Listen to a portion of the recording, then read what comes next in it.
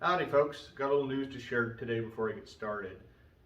Last summer in Pendleton, Oregon, there was a really awesome car show called Hot Rod-O-Rama, and it was all pre-63 traditional hot rod stuff. No 20-inch aluminum wheels, no rat rods, no Camaros, no big jacked up 4x4 trucks, just traditional street rod stuff. So, you know, American Graffiti type stuff. Anyway, it was a great show. Went to it. Best car show I've ever been to. It's just the quality of cars that were at that show was just phenomenal. They came from all over the place. So they've decided to do that car show again in Pendleton this year. I think it's the end of July.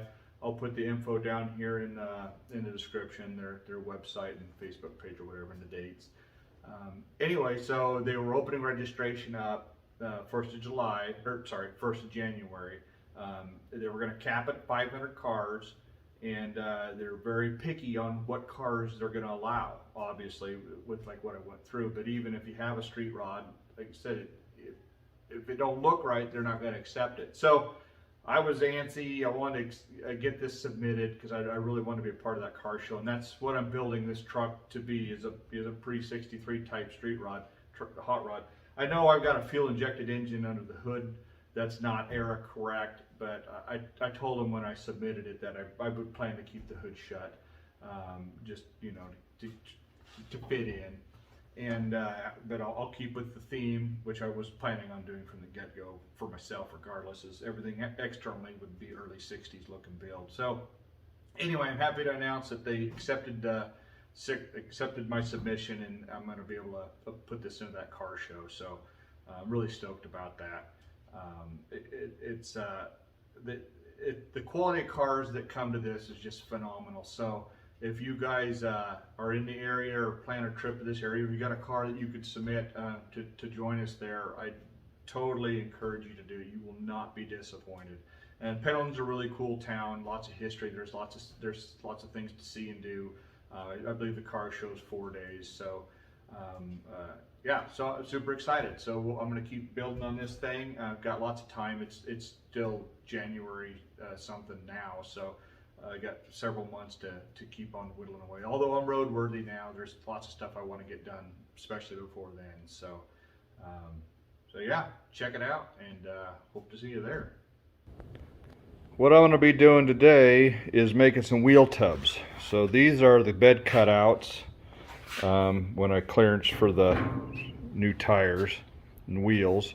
So my plan is just to cut a 3-inch strip out of this old wash machine and weld that along there and slap it back in the bed. So I don't see any reason to go buy wheel tubs for hundreds of dollars when I can just use what I got here and weld it all back together. So this isn't going to be quite long enough. I'll have to splice 2 strips together to get all the way around. I think that's 36 inches and I need about 44 or something like that. So anyway, we'll get to plugging away on that. Wife bought me a fancy new plasma cutter for Christmas, and it's been freaking awesome.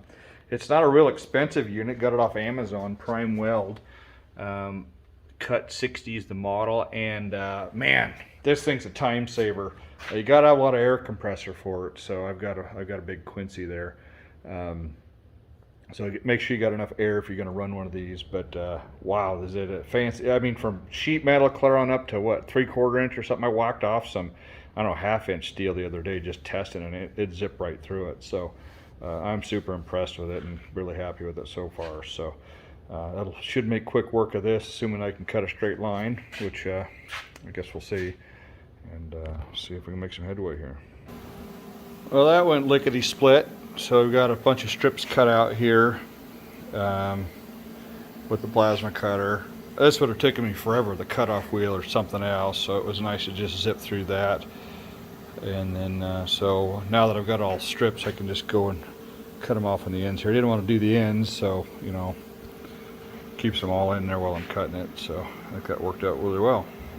Making a little progress here. This is going easier than expected, so I don't know if that means I'm doing something wrong, but I'll have to build a little square here to tie the corner in, but basically I just bent this piece in the vise, so I have a tab. I'll have to trim that back a little. I made it a little extra long because when I bend stuff, usually it shortens it a hair.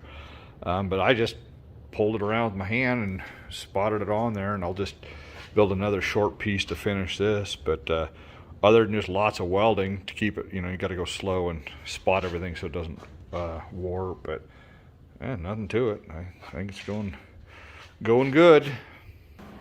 Okay, so I got the other little piece added on to make it complete all the way around, so that's what it's going to look like. So I think that'll be just fine. I need to notch my boards out and all that baloney, but it fits good. I like it. I think it looks good.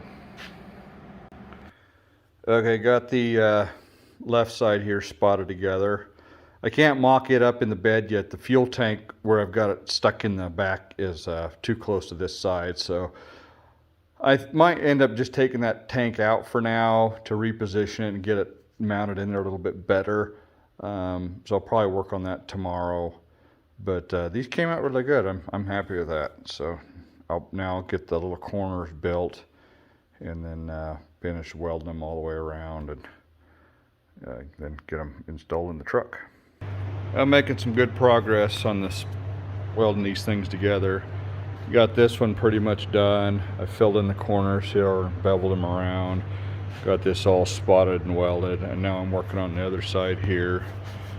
Still need to do the tabs on the corners, but I got this all spotted. The main thing to remember when doing this kind of stuff on sheet metal is to go slow, spot weld, and just be always moving around. Don't let the heat build up in one area. It'll warp it and do wacky things with the metal. So even like right here, I've got a bit of a hump as I welded it, so I'll have to body hammer that back down. But otherwise it's going really well, and I'm happy with the progress so far. Okay, I'd say these guys are pretty much ready. I still might need to trim the end pieces back there. It's 1 inch along this side, and I made those like 1.5 inches, 1.25 inches, so I might trim those back a little bit when I actually fit them to install.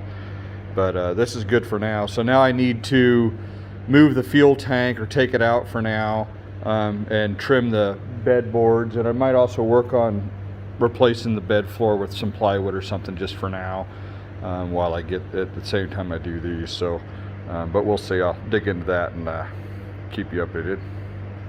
Well, I've got the right side just spotted in there.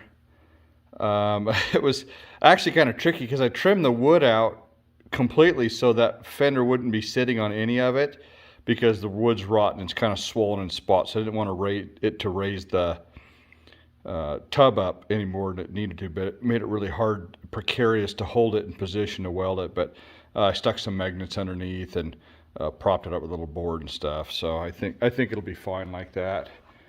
I think it'll looking pretty good. Got to do something with this fuel tank, but ignore that for now.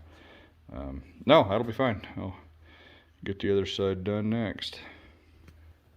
Got the mini tubs in, looking pretty good. Still got a little more welding to do around to get them completely finished, but this is where I'm stopping for the day. I'll probably get the rest of the spot welds done next weekend, but for the most part they're in. It just takes a lot of time to weld something like that all the way around as you're just spotting and moving around constantly to keep the heat at bay.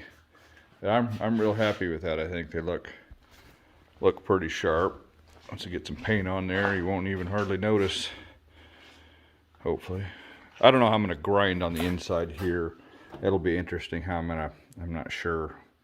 Or if a guy just bondos over that and just leave the welds untouched. I don't know. I'm not too worried about that in here anyway. I'm going to build a tonneau cover thing for it pretty soon, so that way this fuel tank and all that stuff covered up. But that'll be in future videos how I do that. So anyway, this is it for this weekend. We'll continue on later. Thanks for watching.